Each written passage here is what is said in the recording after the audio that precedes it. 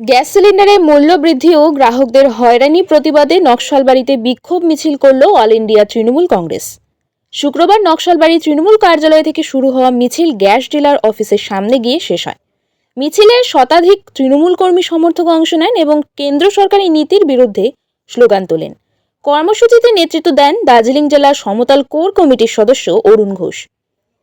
তিনি অভিযোগ করেন, কেন্দ্রের নীতির ফলে সাধারণ মানুষ সমস্যার মুখে পড়ছেন এবং দ্রুত এই বিষয়ে স্পষ্ট অবস্থান নেওয়ার দাবি জানান।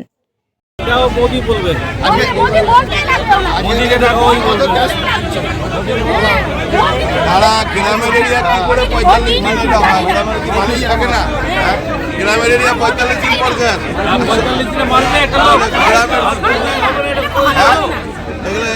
কথাগুলো মানুষের একটা গ্যাস 45 দিন চলে না, একটা গ্যাসের সিলিন্ডার 45 দিন চলবে?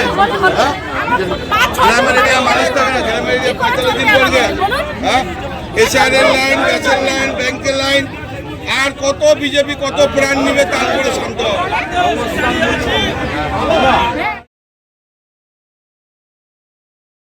নিজস্ব সংবাদদাতা, দেশ বিদেশের খবর।